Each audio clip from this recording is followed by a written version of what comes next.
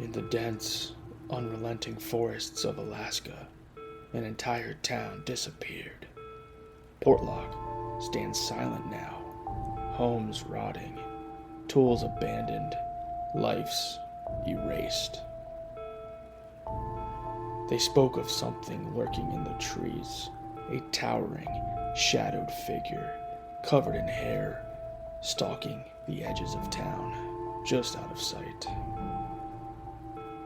Tonight, we crack a can and follow the tracks into the heart of Portlock's darkest legend.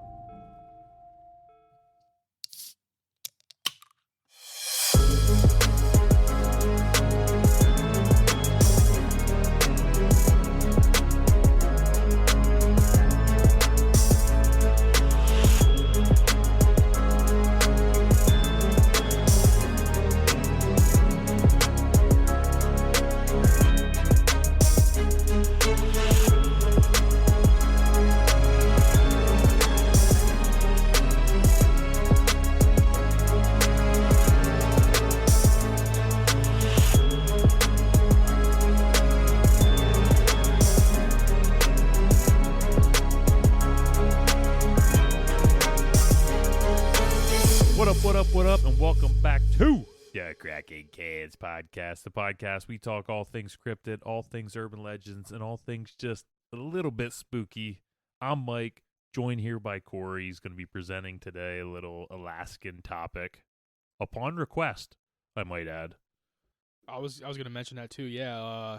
We had one of our listeners over there in the Alaskan land.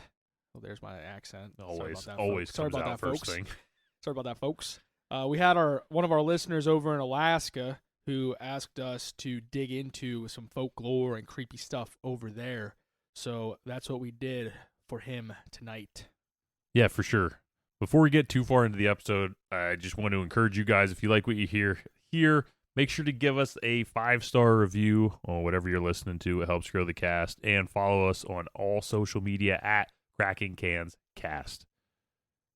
With that, Corey, what beer we got? We got Fog Monster from the Rusty Rail Brewing Company, which is our third Rusty Rail beer for the cast. Yeah, we went back to back on the first time. We did. We had the Tart Patch Kids and Alone in the Woods. Bart Patch Kids Basically. and Alone in the Woods. Yeah, and that was like two opposite ends of the spectrum. That was like a sour and then like was it a black lager? I think Black it was IPA. like, yeah, that's what it was. Yeah. But yeah, it was like Yeah. high and lows, baby. That's what we do around here. Just remember, because black IPAs were like super hot for a second. Yeah. Like when I first turned 21, they were everywhere. Everybody was pumping out. That was the new hot fad thing. And then New England styles came, and you never see anything about a black IPA. Yeah, this was like the first one I've seen, and Dude, nobody makes them anymore.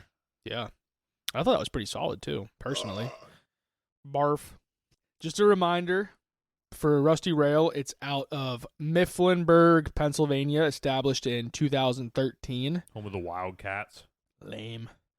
On their site, if our building could talk, it would speak of rugged workers who got by on the determination in their hearts, the strength of their backs, and the dirt on their hands. We proudly dedicate every ounce of our beer to those whose efforts have forged the American work ethic. So grab a cold one and pay tribute to the past by making the most of the present. Hell yeah. Fog Monster is a 6.8% New England style IPA. A little bit hazy. Fog Monster is a hazy, unfiltered IPA with juicy fruit and pronounced characteristics from the Izaka, El Dorado, Citra, Mosaic, and Amarillo hops. Then ends with a subtle bitter finish. Drink it fresh. Why they got to tell us that? Drink Yeah. it fresh. I mean, it's pretty fresh. Yeah. I like to leave my beer sit in the fridge for like 7 to 8 years before I crack that bitch Yeah. open. You got to age that shit Yeah. like wine, baby. I opened it. We had like an old soda can at work. It wasn't even that old. It was You only aged it? like, well, yeah, cut by accident. Oh. But it was only maybe like 7 or 8 months old, but it was made with real sugar, like those Pepsis. When I cracked it open, it was like legit like a half inch from the top. That's how much, like, it just was gone. I don't know what happened. It wasn't leaking because it was in Yeah. a cooler with ice. You would have saw if it was leaking, or in a cooler with water. You just saw if it was leaking. It was just gone. Shit evaporated. What? Shit evaporated. He said. Oh, man. All right. This is going to be an interesting night. A fucking dandy. I chose Fog Monster for this episode because the native Alaskan folks living in Portlock, Alaska, would live by the rule that you do not go outside when there is fog in the air because he is out there hunting and waiting to take his next victim. And who's he? You're going to have to tune in to find out. And I know Mike loves when I do this, but if you look at the can... You look at the can. There's... Here, let me look at the can. Let me see. If you look at the can, there's a guy fishing up there. And actually, in this part of Alaska, being a port town there, they have all kinds of great fishing opportunities up there. Go ahead, Corey. What do you got? So if you take a look at this can... Nobody can see the can. This is an audio podcast, Corey. Nobody can see this can. If you look up this beer and take a peek at that can, you don't get a real good depiction of a monster. It leaves it up to the imagination to fill in the blanks. This is very similar to the monster that stalks the people living in Portlock, Alaska. He is very good at hiding and remaining stealthy. People have descriptions of this monster, though they vary from story to story, much like the monster on the can. People have to use their imagination to create this monster in the heads. Pretty much just what I said. Yeah, you just add a little bit of fishing in there. Yeah. That was all. Same shit. Yeah. So that's the beer. That's the beer. That's the tie-in. Let's cheers it up. Cheers, ski. That's good. It was good. I love me some New England styles. I told Corey I had like 4 of these at the bar and then walked my way home a couple weeks ago. That was the day. So I went to the bar in town. I told you what bar it was. But they have like really good pizza there, you know? And that's all I've been like wanting that pizza for weeks. Got there, me and my buddy Justin went there, went to order a pizza, and they were just like, yeah, we're all out of dough.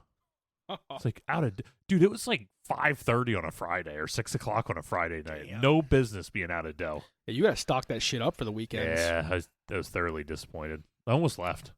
BYOD. I guess, yeah. Well, that's all right. I brought some dough in my pocket if you don't mind making me a pizza. You know, I thought you guys might be out, so just in case, I brought my own. I might do that next time. Yeah. Just for case. Just walk in with a cooler. Yeah, I'll just put it in my pocket. Yeah, it's even better. Yeah. It's all mushy and wet and Pull weird. some dough out of your freaking pocket. Not even in a bag or anything. Just totally loose. Yeah. It's just like a big thing of string cheese when I pull it out. It'll be perfect. Yeah, Jesus, it's like Play-Doh. Yeah. But with that, let's get on into this bitch. All right, Corey, we're getting into this town, I guess. Portlock. Portlock. We're getting into Portlock. So let's hear about how this town started. Portlock, Alaska. Also known as Port Chatham or Chatham. Or Chatham. However you want to say it. We're going to say Chatham, I'm saying Chatham. which is the bay, inlet, and general geographic area. It's located on the southern tip of the Kenai Peninsula in south-central Alaska, where it faces the Gulf of Alaska. But maybe we should rename that like the Gulf of America 2 or No. something, you know? It would be too confusing. Up Yeah. there by Putin, I wouldn't want to rub it in his face. Yeah. Of the wonderful, vast wilderness we have. We could just call it the Gulf, not Russia. The Gulf of Putin's an idiot. That's what I Yeah, was thinking of yeah. calling it. Yeah. Or the Gulf of Putin can suck my little raisins for all I care. Even though they're huge raisins. Huge. Just a little bit orange. Just a little orange. But that'll all rub off too. Anyways, we'll stop with my horrible impressions. Portlock, Alaska got its name in 1786 when Captain Nathaniel Portlock from the British Royal Navy ventured through this area. He set up a fur trading post at Port Chatham. It became a little village trading post up until the early 1900s when the fishing industry started to boom. So it was fur trading before the fishing took off. Yeah, it was fur trading Okay. up until fishing took off. So in the early 1900s, a cannery for salmon was constructed and opened for operation. And prior to the cannery opening, the land was inhabited by natives in the area. So, like, the fur trade thing was going on, but there was also the Alaskan natives who were living in this area as well. They're like Eskimos there, too? Yeah, I think so. Okay. Yeah. As the cannery-centered village started taking form and growing, it consisted mostly of fishermen, lumberjacks, miners, and cannery workers. Dude, that's like... When you talk about the modern day, just meth-filled jobs, they have all of them up there. Yeah. This place is just meth-induced. Yeah. There's also a really good roofers union there. Yeah. The vast majority of these folks were of Russian and Native Alaskan descent. By 1921, Portlock, Alaska grew enough that the town was able to open a post office. Wow. Hey.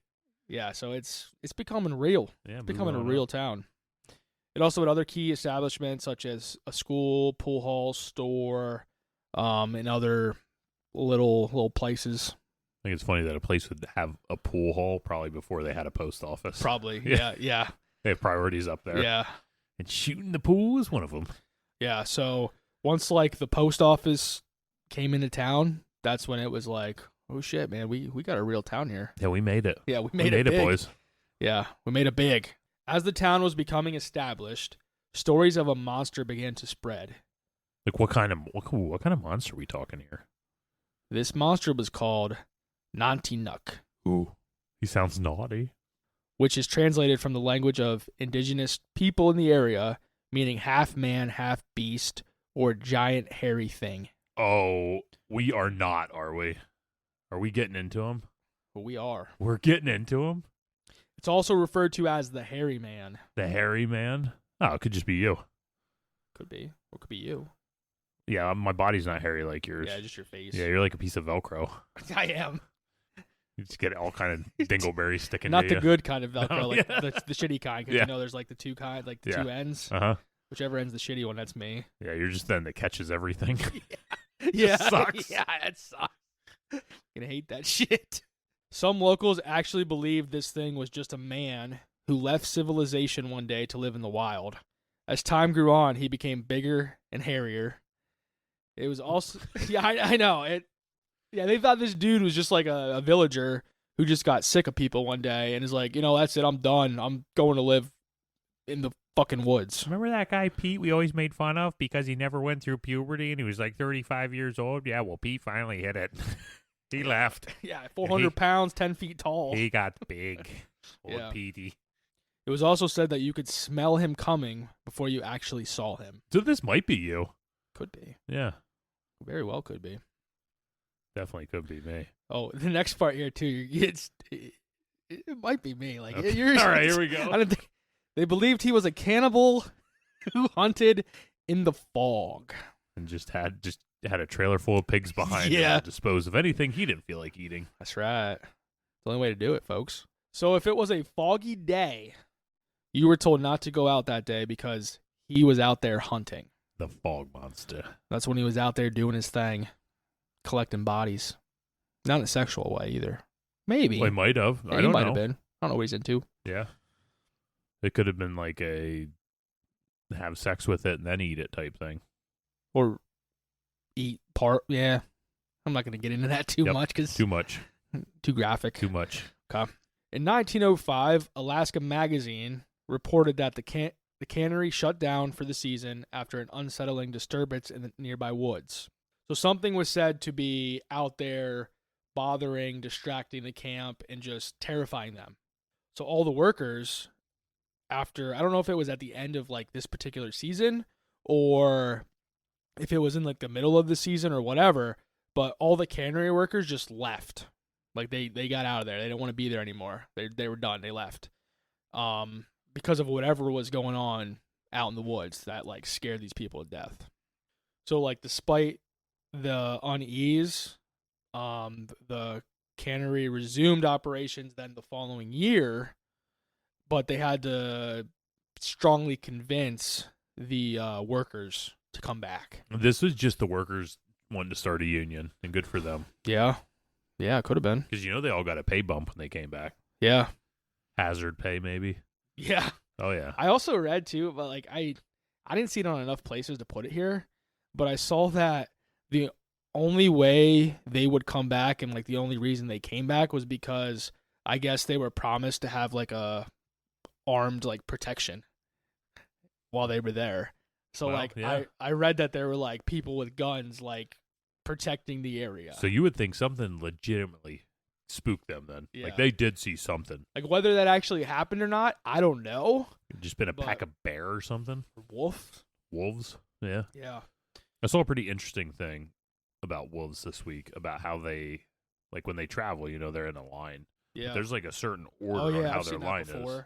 Like the old one. The like old ones yeah. are first because they set the pace, and then the strongest, most fierce ones are second to protect the old ones. And like in the back, aren't they? And well, the alpha's always at the back. Yeah, at the back. So you have the old ones, then the strongest ones in the middle are like the women's and pup, and then the next one are like the second strongest group, and then the alpha behind. Yeah. But they have like this perfect, and the alpha always trails like a decent ways behind. Yeah, I was gonna say he like trails behind the Yes, rest of the he's group. always like stopping to scent check and stuff like that to see if anything like cut Yeah. him off.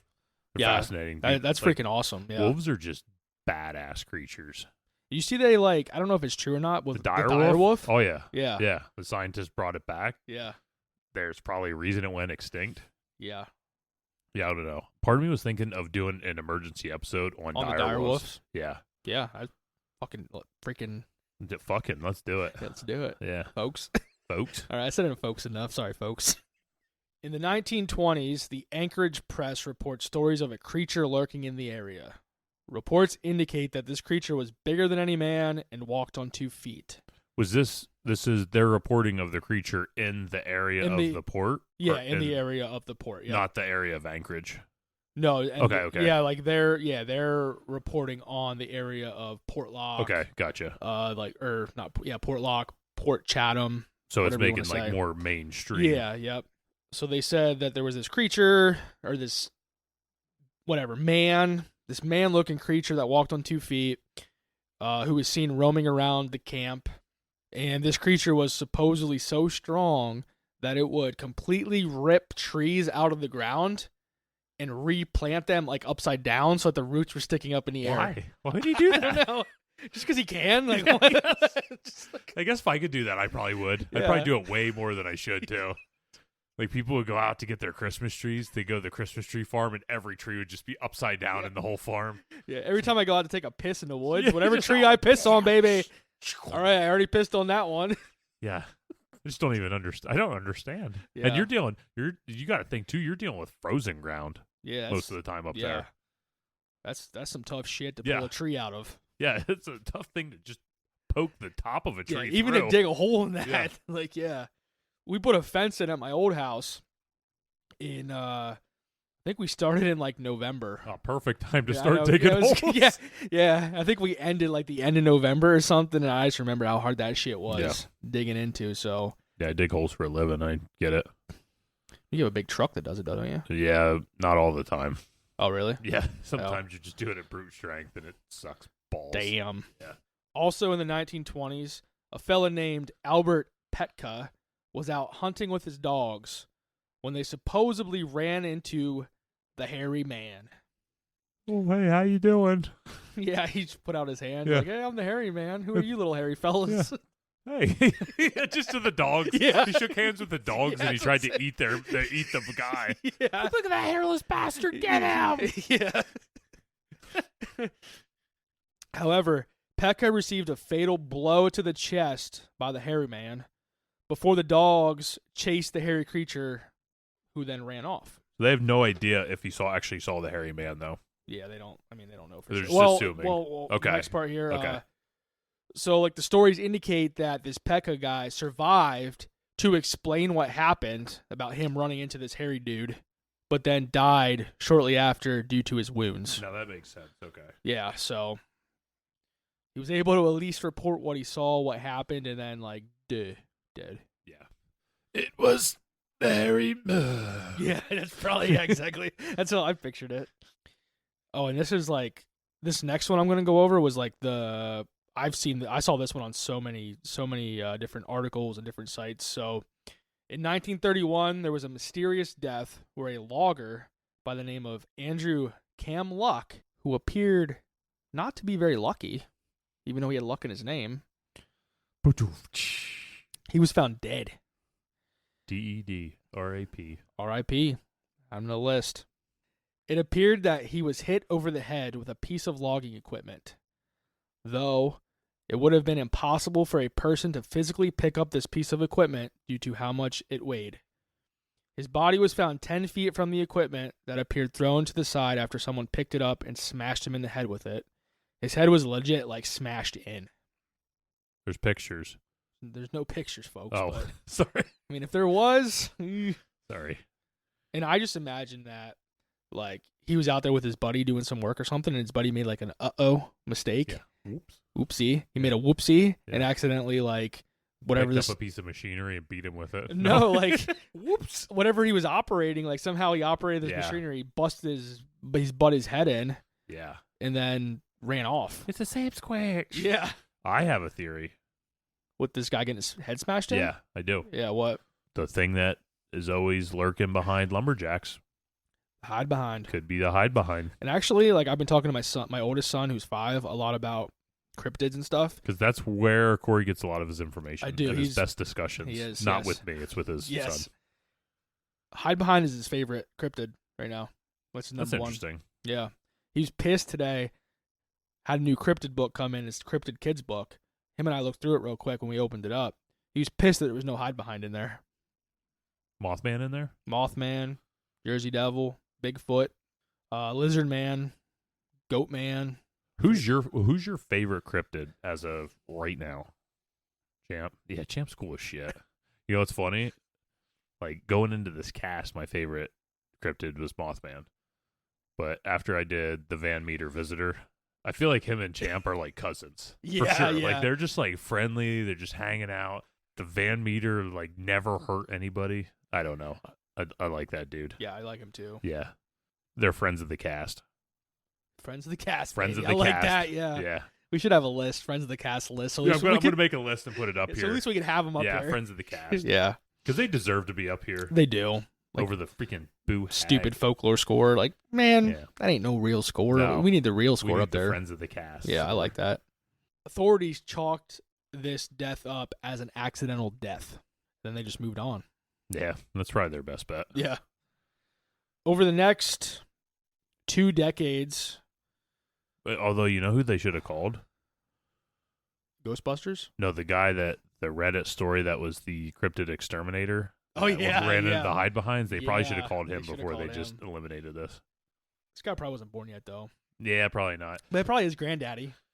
Yeah, it's definitely a family business. Yeah. If you're wondering about the hide behind a little bit, go back to like episode 12, 10. Somewhere I don't know, there. somewhere in there. Hide behind episode. It's interesting. The Reddit story is Because remember, he was like the whole like northern portion of the United States. Yeah, he went all the way across, pretty much. Yeah, Yeah. he covered the North. He was like Yeah. the cryptid of the North. Yeah. The North? Yeah, I did it for you. You did. Thanks. You beat me to it. So over the next 2 decades, approximately dozens of dead bodies in total began showing up all over the area. Oh, so this thing is really just Yeah. it's on the warpath. Yeah. Bodies were showing up on trails and rivers in the lake. It wasn't all at once, but like during the span, like bodies would just periodically just boom, show up. But these weren't your typical dead bodies. No, these bodies were mutilated and ripped to shreds. Some even had like would show up with just like limbs ripped off. And most were like completely unidentifiable. And my first thought was, okay, like you're in Alaska. You got bears, you got wolves, Moose. anything in the water. You have sharks and things up there. You Yeah. have- are there polar bears? I don't think there's polar bears up there. No. Damn. But yeah, there's a lot of shit that just wants to eat you up there, though. But like what I was reading, I guess whatever these mangled up bodies looked like, it didn't resemble anything that a typical bear, wolf, moose attacks, like anything like that would typically do. It wasn't in the MO of these creatures. However, these bodies were looking. Okay. So many hunters in the area who were out tracking animals began spotting man-like tracks that were over 18 inches in length. One hunter reports that he was closing in on moose tracks that took him to an area of grass that was matted down and looked like there was some type of struggle in the area that he just like walked up on. Bigfoot sex. That's a Ooh. Bigfoot sex bed. Bigfoot I've sex heard about bed. these. Bigfoot sex bed? Bigfoot sex beds. See, what happens is Oh, God. A lot of sweat? there's not as much sweat as you think. What happens is once the female Bigfoot is Stimulated? by the male Bigfoot, she tries to rip the Bigfoot's head off. This is like a Like a spider? Or what is there? it's Spider-Man like does this? It's a praying mantis. Yeah, praying mantis. This is a praying mantis situation we have here, but with big hairy bastards that look like Corey but bigger. Yeah, bigger. And it's like two Corys, one with a penis and one without, that are just rolling around in this big section of grass. Getting real sweaty. Yeah. So just imagine two Corys trying to pull each other's face off, pretty much. Hell yeah. And then when they're done, they just stand up, shake hands, and they just go in opposite directions. I could see them just standing up and like punching a tree like a couple times, making some loud noises. They flip it upside down. Oh, yeah, right. Yep. That way you mark. So these people that found, we'll have to see if they found any flipped over trees in this area. That's true. Hell yeah, I like that. That's good. Where'd you get that from? It's common knowledge. Oh, okay. We'll have to ask our expert that we got coming up here at some point, hopefully. Yeah, if we can't get him, I'll just do it. I'll fill in. Okay. Yeah. Like bullshit you facts for a full hour or so. I forgot you like bullshit. You I like do.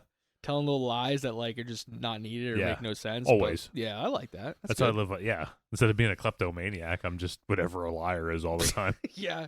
Just a fucking liar. So these hunters who were tracking moose found this area where I guess Bigfoots were having sex, according to Mike. Yep, that's true. I've seen it. So this area where they found like the grass was matted down, there it looked like there'd be some type of struggle that happened there. The only footprints found leaving from this grassy area were deep man-like tracks that were over 18 inches in length. So they started seeing these big like 18-inch tracks kind of around the moose tracks and stuff close to this area. And then the only tracks they found leaving this little grassy area were these man-like tracks that departed towards the direction of high, foggy mountains. And like I said earlier, many locals and many of the natives would tell people not to go out on foggy days because this hairy dude is out there hunting and waiting to catch his next meal. And just like most cryptids, he's got a taste for human flesh. For human flesh. I love when Corey says that. Taste for human flesh. Beer break. Beer break. All right, with all these bear attacks or whatever attacks, Bigfoot attacks, banging fest, what's going on with this town now? So as the number of dead bodies began piling up and strange occurrences continued happening, people residing in this town started leaving, largely in the 1940s. So it was like throughout the 40s, like people slowly started leaving. Workers stopped coming back, after or when the season started, they stopped coming back. And the story goes that in 1949, the remaining folks residing in this town, except for the poor postmaster. Yeah, he was stuck. He was stuck. Man, you talk about being stuck. Well, then again, your job just got a whole lot easier. Yeah. Everybody's like, you just sit there and collect that government check every Yeah. week. Collect that $10 a week. Yeah, it's worth it. You can't buy nothing. There's no grocery stores or nothing, but yeah, fuck it. Get it. So the rest of the people living in the town grew tired of this creature and the constant fear they were living in. One night, the entire town just got up and said, "Fuck this shit," Whoop, whoop. and left. That's for all the gigolos and gigolettes. They left all their possessions and belongings behind. The postmaster stayed there for an entire year by himself, from what I read. Dude, that'd be scary as shit. And then this though. dude just does a mic drop and closed a year later in 1950. And he was supposedly the last person to leave this town. And once the post office closes, that's the final nail in the coffin, symbolizing the end for this once growing and thriving remote village. But the pool hall still stayed open. Still open to this day. Probably. Yeah. Yeah. That's a happening place. I mean, that's like most pool halls around this area. They probably look the same. Yeah, we got a new pool hall in town. Yeah? Yeah. Huh. You go play some pool? Nope. Don't like pool. Yeah, I don't like pool either. I like drinking. This is just a pool hall, so it's like BYOB, I think, or I don't even know if they allow beer. BYOD, baby. Bring your own dough. You have to. Many of the people that left relocated to other towns and native Alaskan villages in the outskirts away from this area.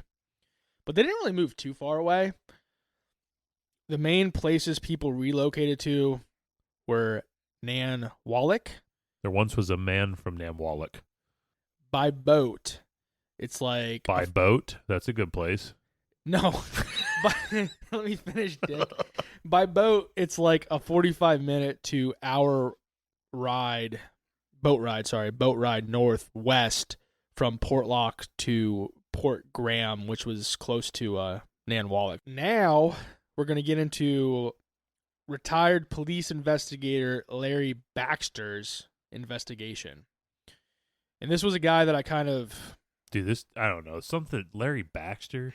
Dude, that's like the Yeah. perfect police name. You're freaking right. I don't know what it is. This dude seems, this What's dude's your seen real some name, shit. Larry? Who cares, man? You I go- don't even want to know. He goes by Beans. So everybody Beans. knows. Come Yeah, on. How does this get any more better? I know. Get more better. It does. It just did. Got real more better. A lot more better. Yeah. Got real more better. So I started digging into this guy a little bit. Come on, Beansy. He wrote a book titled Abandoned, The History and Horror of Port Chatham, Alaska Hell in yeah. 2021. I think he wrote a second book called Where's the Beans? Ooh. The Untold Story of Beans. Like, you were totally just going to cut me off and start talking, and I think it would have been better off.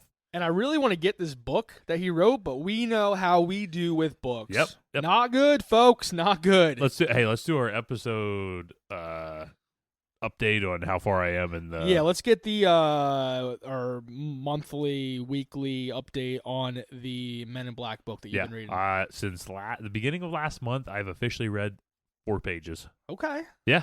So we're making So progress. we're on pace for what, 2029 you'll finish it? Ooh, man, that might be pushing it. That might be pushing it. We'll see. All right, well, you just let me know when we're ready. I have the beer out there for that episode. So. Yeah, dude, Men in Black are so cool, and I want to do them justice, you know? Like, I want to do them guys justice. I want to make an episode so good that they come to my house and knock on my door. That is my goal. Well, maybe if you finish that book, they'll show up. I doubt it. It's not looking good. Yeah. It's not looking good. Well, we'll see. We'll keep you guys updated. Yep. So Larry Baxter, I'm just going to call him Beans, folks. Hell yeah. Beans. Please do. Mr. Beans. Beans moved to the... Mr. Beans. Mr. Beans There you moved to go. the Kenai Peninsula in 2009, where he began working for the Homer Police Department. Where was he? Was he always from Alaska? I don't know if he was always from Alaska, but he moved to the Kenai Peninsula in 2009. Yeah. And that's when he started working for the Homer Police Department. I'm not sure before that where he You lived. just repeated what you just said. It's like, was he always there? Yeah. And then you just read your last line, and it's like, Just making sure everybody heard it. That's good. I like it. He worked for this police department until he retired in January of 2021. Beans, who has been a fanatic of cryptids, urban legends, and all things spooky since a young age, began hearing stories of this monster lurking in the Lake Chatham and surrounding area. In his book, he recalls an experience where he was out hiking in the Ski Lock Lake area, which is estimated about 100 miles or so north of Portlock.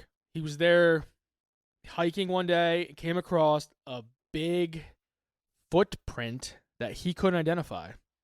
After coming across the footprint, he continued investigating in the area and started hearing wild thumping. And researchers say that tree thumping is a behavior associated knockers, with man. with the presence of a Bigfoot, and oftentimes it's a way for them to. I mean, there's different theories to why they do it, but a lot of times it's a way for them to communicate with other Bigfoots. A lot of times, if you would go to the source of this knocking, there's usually a matted down area of grass in that area. Where they were having sex. They were having sex. Little Bigfoot sex. Making little foots. Little, yeah.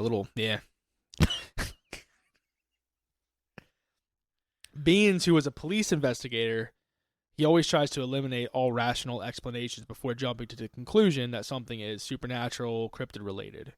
Which is respectable. Yeah, I can definitely get behind that. It's not just the first, footprint they see, like, Bigfoot. Like, no, he doesn't do it that way. He tries to cross out everything that he can before saying, like, I don't know what the hell this is. Like, this could be a Sasquatch. Hey, freaking Sasquatch. Yeah. So he eliminated all the animals that live in Alaska, the bear, moose, large birds, any other large predators or animals that he could think of, and concluded that it could be a Sasquatch. Not saying it is, but he's saying, like, this could be a Sasquatch footprint. And he wanted to continue searching in the area and traveled further south to Portlock, Port Chatham, to see if he could find any evidence of the Nantinuck, or the hairy man. So is that what he's thinking it was? Yeah. Okay. Yep. And this area, the Portlock, Port Chatham area, was the area that has always fascinated him. And just with the story, the history of the abandoned town, just everything, has always been a fascination for him. And then he also said that there's so many strange things going on in Alaska that people refuse to talk about due to possible ridicule or that they won't be believed.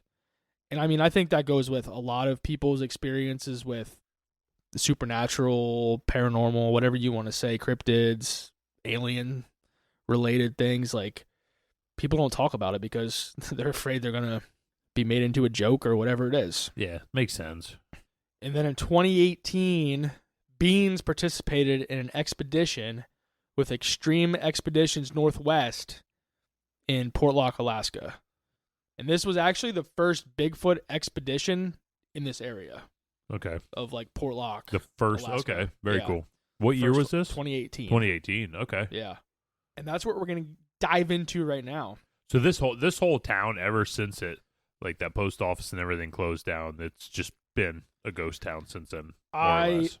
So I saw some things that people lived there during, like, the 70s and stuff, but... Wait, the hippies. Yeah. They stunk. Absolutely. Yeah. Smoking the devil's lettuce. Not even that, but hippies just stink, man. They don't shower. They don't shower. They use quote unquote organic soap, and it's usually just lard. Just have a bunch of orgies. Yeah. Well, I mean, there's nothing wrong with orgies. I don't think orgies are wrong. If you're clean. But you know what the problem with orgies are? You don't know who's slipping it where. All of a sudden, your time can go from a lot of fun to not a lot of fun when somebody slips it into you. Yeah. Just saying. When you're all using like just lard to just bathe, there's a lot of grease going around and stuff can just slip right into areas you don't want to slip into. That's why, folks, you need to make sure you're doing orgies in the daytime when you can see. Daytime, yeah. Don't be a furry. No, don't be a furry. So. Because people don't know what kind of... I'm talking like the full suit furries. That's what I'm talking about. Yeah, I know like furries are a thing now where their kids are animals. No, I'm talking about, you furry suit... Fursuit fuckers, like... You don't know. Preach, Corey, preach. Buddy. You don't know if that's a male. You don't know if that's a female underneath there. You don't know what hole you're going in. Just slipping it in. Nah, just slipping it in. Just hoping and praying it's what you like. Anyways, so the Extreme Expeditions Northwest, they have a documentary on YouTube of their episode on Portlock, Lake Chatham, back in 2018. So that's where to find their episodes, or they're on YouTube. On YouTube, yeah. And this episode or this documentary, it has 1.2 million views, and it's definitely worth a watch. But it's like a YouTube show. It's not like was it on cable TV or anything like that. Yeah. So it's a small budget production, and like me personally, like I always like these more because they appear more real, genuine, and less dramatic and forced. Well, yeah, I think when you go to YouTube, I've seen it a lot with, we watched a lot of Destination Fear. Yeah. And then they got canceled, and now they're Project Fear on YouTube. Now, all of a sudden, like, they have to pump out content more consistently because you have to do that to stay relevant on YouTube. Yeah. But also, you don't have to be dictated by a network for how long your episodes have to be, how much you find. Like, almost all their episodes now are two-parters, and they just go a lot. They show a lot more when stuff's not going on, like leading up to when stuff's going on. So it makes it more realistic in that. Yeah. I like watching stuff on YouTube anymore more than TV typically. Yeah. Except for Gordon Ramsay's Hell's Kitchen. I never really got into that. Oh yeah, I just finished season 12 last night. Damn. Yeah. Dude's on season 13, folks. Yeah. I mean, I know who won like every season, so I just skip around to seasons. He's got a whole list I do. of all the winners. Yep. Chef Christina is the bomb diggity in season 10. I was gonna ask, who's your favorite winner, and I don't give a Who's shit. my, that's not my favorite winner, but if I did get to my favorite winner, I'll tell you. All right. Yeah, whenever you're ready, you let me know. All right, I'll let you know. I did like Chef Scott on All season right, 12. the team consisting of the leader, the leader of the team, Bobo. Stephen Major. Dude, how do these guys have such cool freaking names? I know, dude. This guy's pretty cool too. Like, you gotta watch. He's an older fella, not too old, but he's probably. I bet he wears camo all the time. He doesn't wear camo. Oh, He just wears. Damn. He just doesn't. I don't know. He's just. You gotta watch it. You just gotta watch it. So he's the leader. You got Larry Baxter. Dude, the coolest, maybe one of the coolest motherfuckers I'd ever meet, I think. If I got to shake that dude's hand. So they were like the two like veterans of the group. Yeah. And then you had three like younger folks. Yeah, There they was, probably have stupid names like I don't have their name. The one was Yeah. Mary Beth something. Jupiter Poisoning. Probably another name. And then there was like two. The one male fellow was probably. I mean, he was probably like a teenager. Oh wow. He's pretty young. Maybe not. He could have just. I mean, I'm old now. Dude, kids start looking like They teenagers. do like fucking babies. Yeah. Like I never know how. Yeah. Like, you know those games at the fair where it's like, guess how old I am and shit. Like, dude, I would not be good running that game. Did you ever see the one where it's like a quick video online where it's the kid that has to guess people's weight? And he looks at, they don't show the guy right away. And he goes, I don't know, 210 pounds? And dude, they pan to this guy who's got to be, he's over 3 bills. And he just looks at his friends. He goes, he's pretty close. I don't know. It's like, and all they show is like, because it's got the circle scale. Yeah. It just shows it like, whoop, like spinning all the way around. He's pretty close. It's one of my favorites. I'll send it next That's time I funny. see it on Facebook. I'll send it to you. That's hilarious. So they had a group of 5. They traveled by boat from Homer, Alaska, which is where our boy Beans lives. I think Homer's like a bigger place. It's a bigger place there. So they left from Homer, Alaska in a boat, traveled to Portlock or Port Chatham. Homer is located on the southwestern tip of the Kenai Peninsula, and it serves as a common departure point for accessing remote coastal areas like Portlock. This boat ride alone can take anywhere from 2 to 4 hours.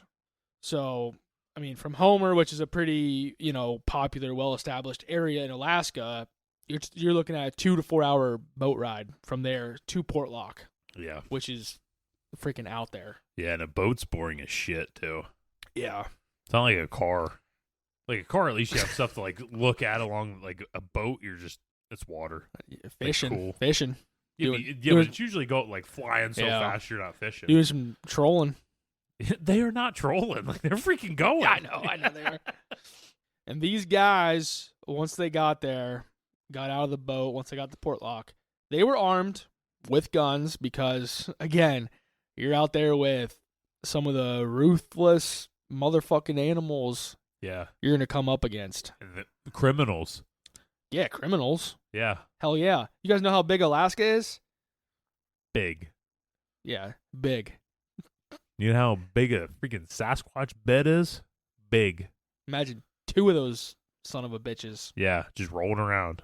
That's 2 Corys plus 2 rolling around. rolling around. 4 quarries. 4 Corys just rolling around. Yeah, a lot of sweat, boys.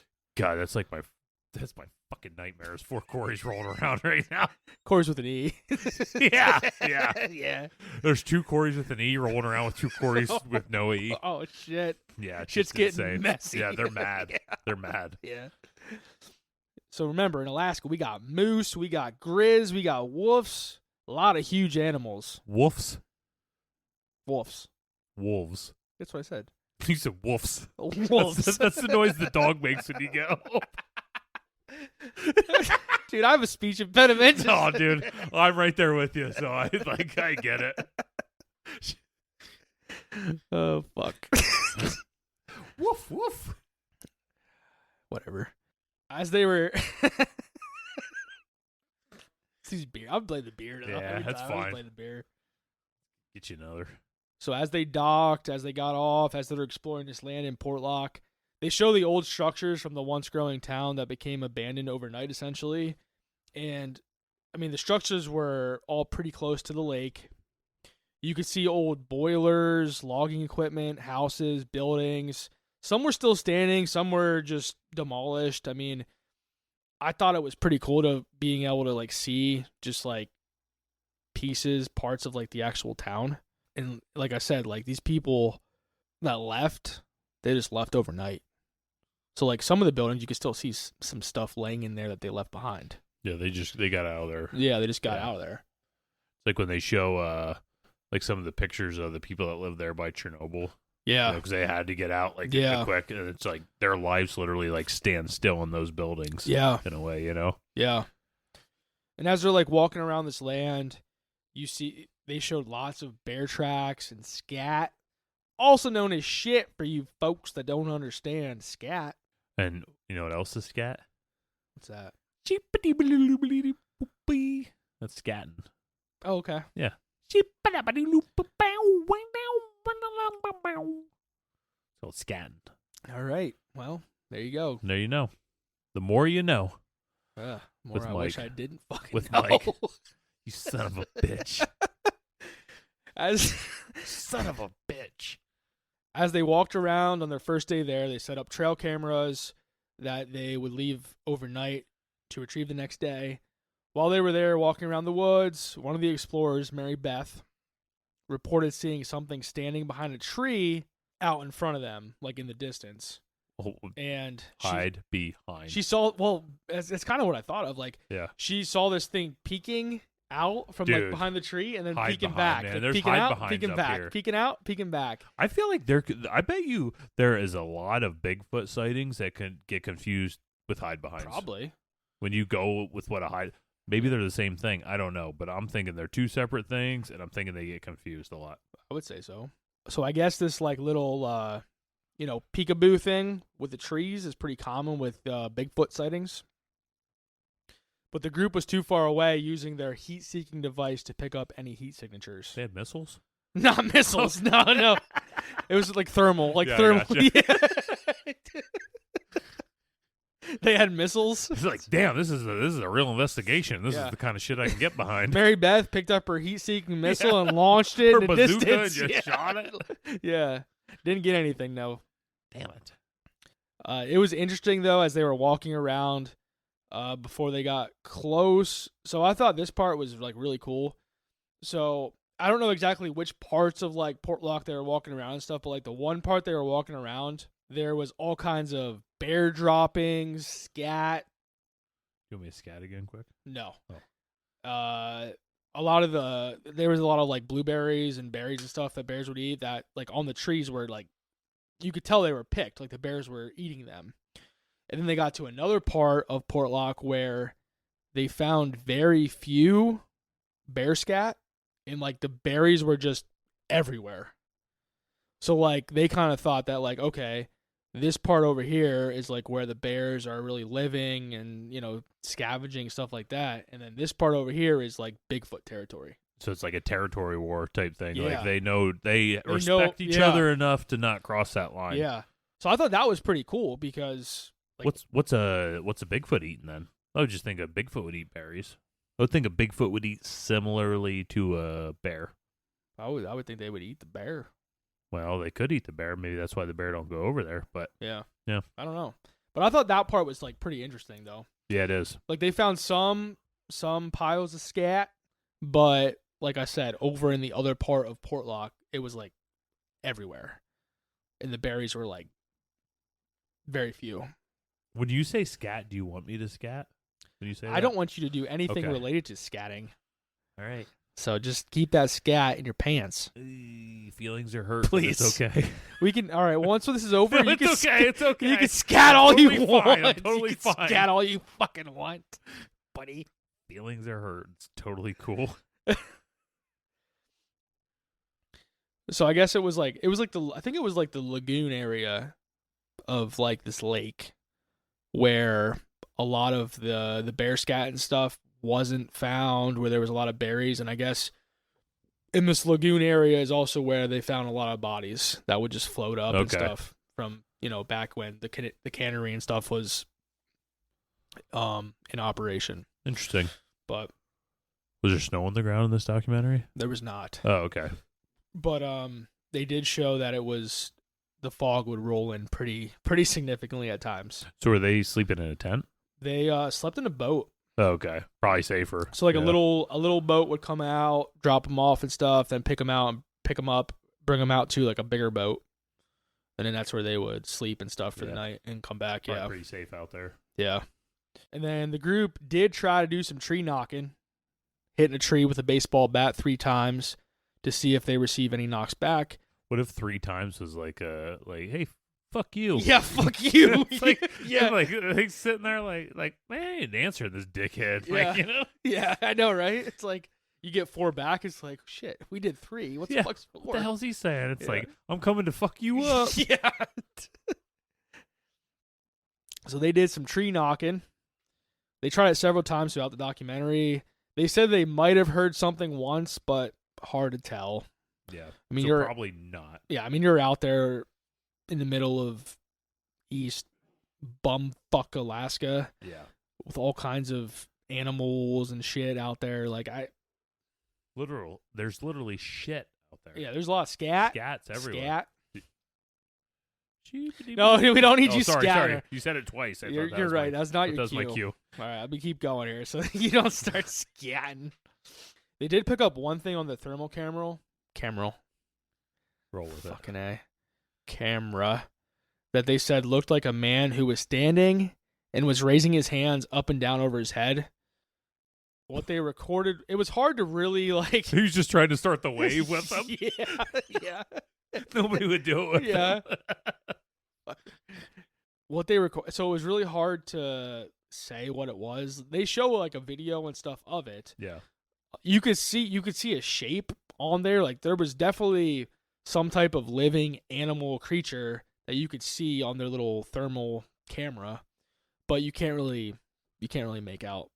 Can you tell it's on standing on 2 legs or? No, it's just like a shape, like move. It's like a gray shape. It's moving around a little bit.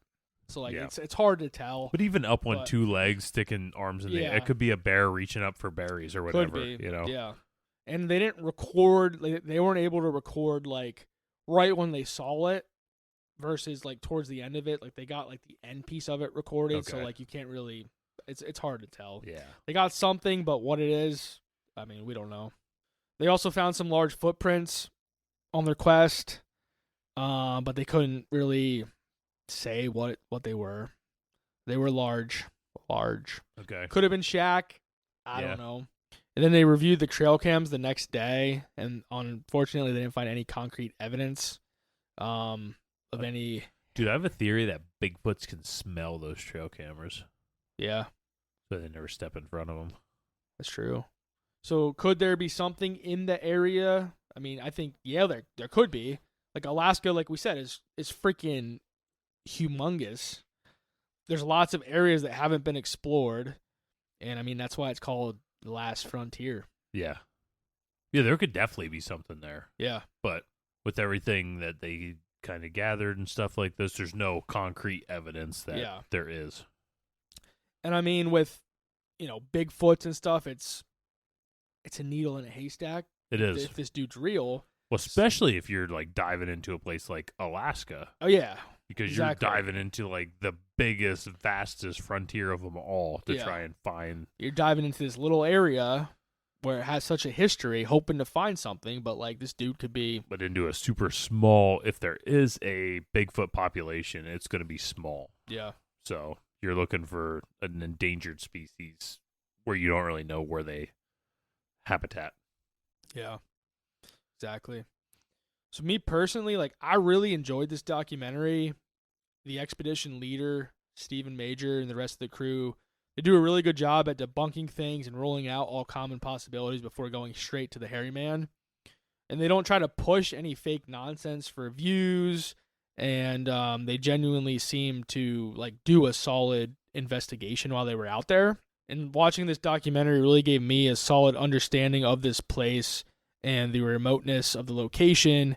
It seems like, I mean, like watching this documentary, like you really get the sense of like this place is freaking like beautiful. Yeah. Out there. You got like all kinds of terrain, lots of hills, mountains, trees, the lake, creeks. Like it's freaking awesome.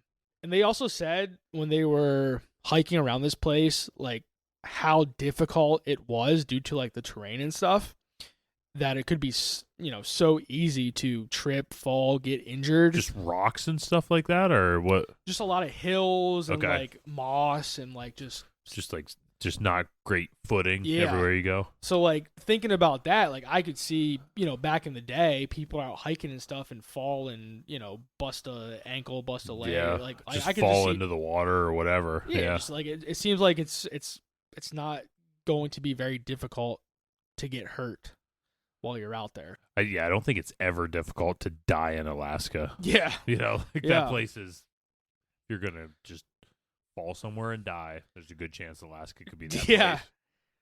And I thought that this, just to kind of wrap up this section, this place gives off a mystique, and during the documentary, you would see the fog roll in every so often, and you would see that it was really rainy and wet, and like you would see kind of that part of this place, and like it just gives that mystique of like just the creepiness and like there's something there. It would be depressing too to live there. Yeah, just exactly. Always rainy weather, always just with rain, it's always overcast. The fog never burns off. Yeah. It would be a depressing area to live in that way.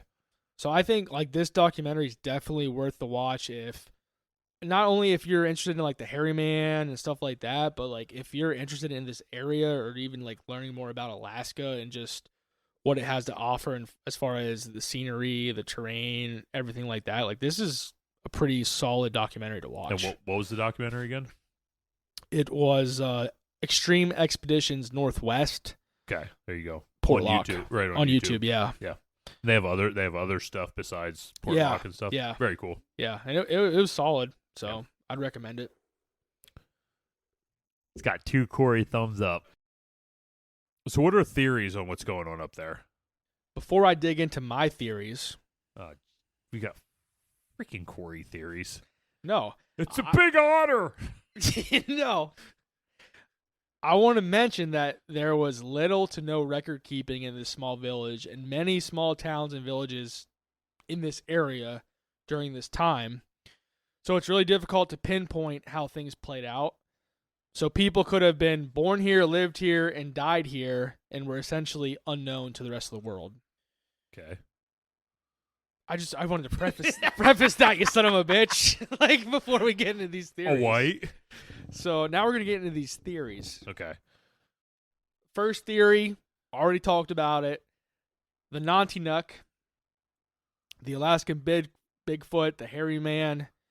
Many locals, especially from nearby native communities, speak of a hairy human-like creature called the Nantinuck.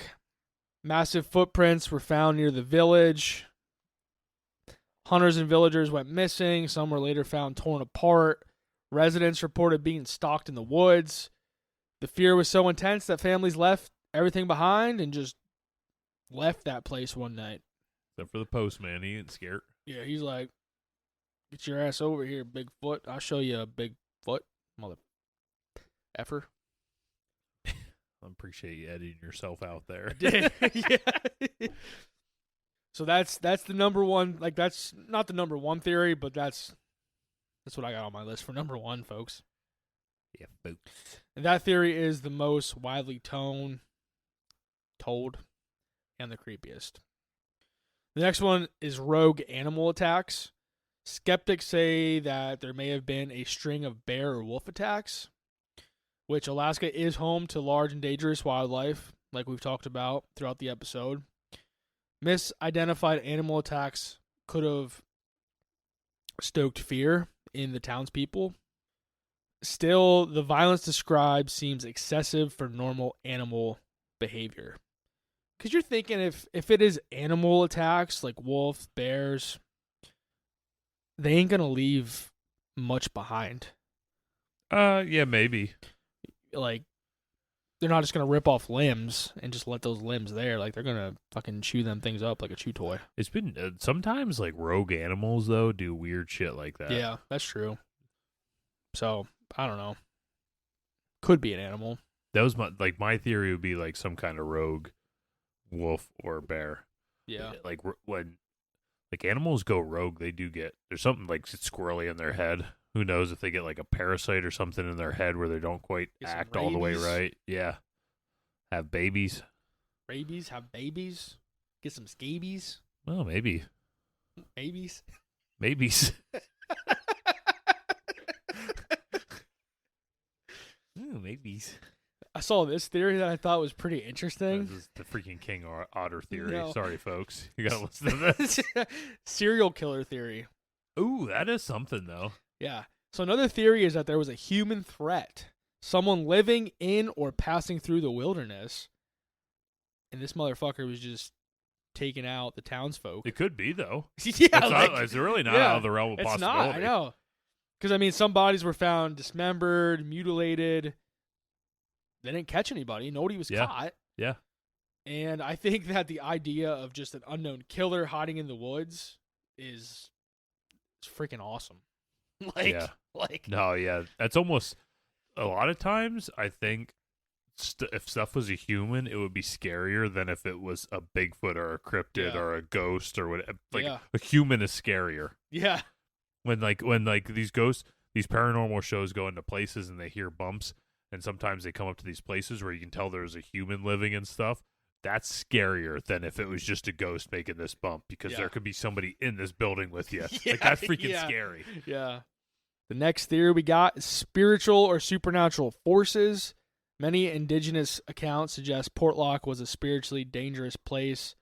The land was said to be cursed or protected by spirits, according to the natives that lived there. Some elders advised never to settle there. And after deaths piled up, the townspeople may have taken it as a supernatural warning. I think the next theory is probably the most likely. Environmental and economic factors. Some historians argue Portlock's decline was practical. So we're talking about Portlock, Alaska. It was remote, inaccessible. Supplies had to be shipped in. Medical help, schools, infrastructure were very limited. Economic decline. The cannery, the town's main industry, was seasonal and eventually closed for good. Without jobs, many families had no reason to stay. They had better options elsewhere. Many nearby villages, like the Nanwalek and Port Graham, offered similar resources with less fear, better support systems. The infrastructure was far more superior compared to Portlock. Yeah, Portlock had some establishments in place, but many of the workers were seasonal. In these other towns, people lived there year-round, which caused there to be more emphasis on education, the daily grind. And these other towns were easier to get supplies and were just better equipped to live compared to Portlock. And that's why people migrated there over time. Do you think they migrated there, or do you think they made up a lot of the fears and stuff like that to hopefully have this place shut down and be able to, or at least stir enough fear within their community that everybody would move away all at once and this place would be done? Yeah, I could see know. that. And you think like they kind of made all that up just so that other places would accept them? Yeah. You know what I mean? It's like, yeah, like it's creepy as hell down there, something going on. Yeah. We need a place to stay. Then you almost receive sympathy coming into these new areas. Yeah. No, I can see that. Yeah. Because I mean, if you look at the map of Alaska, like you're south. Yeah. You're south as like as far as you can go in Alaska. Like you're down there. So like these other places that these people I guess migrated to were just easier to get everything to. They were more established, like just infrastructure, like everything was just was better. So like, why wouldn't you want to live in a place like that? Yeah. I don't know. So like, I can really get behind kind of that theory about this place. So like, I don't know if like the folks left, because like the way the story goes is like they just got up one night and we're fucking done. We're Yeah. done, and everybody just leaves. Just the great migration out of yeah, there. yeah. I don't think it. I mean, They probably didn't have the resources to do it like that because a lot of Yeah. places you had to be taken from boat to get there. So they're probably realistically didn't have the resources for everybody just to wake up one day and be gone. and just be gone. yeah. And this last one here, this kind of goes with that. It's mass panic or just like a folklore fueled exodus. So like a mix of real danger, mysterious deaths, and isolation could have triggered just mass hysteria. With this place having no law enforcement, limited communication, people just started to panic, and just like with the rumors spreading of people dying, things like that.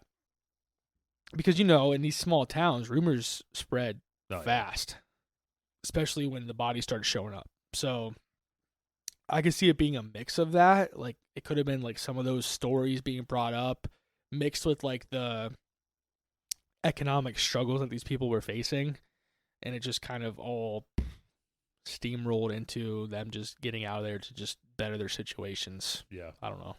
Yeah. Could be. But The world may never know. bum bum bum. Folklore score. Folklore score.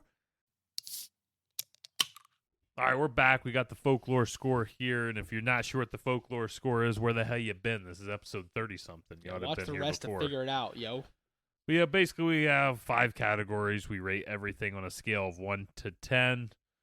For a max score of 50, we each add our score, and that's what you get for the folklore score. And the score to beat is 60 for the Boo Hag to get on our board.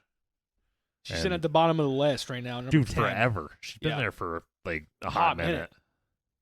Wow. Oh, Freaked me out. damn. Anyway, let's just unveil it after that. What do you got? Freaking me out. 21. I got a 19. So we're pretty much first 40.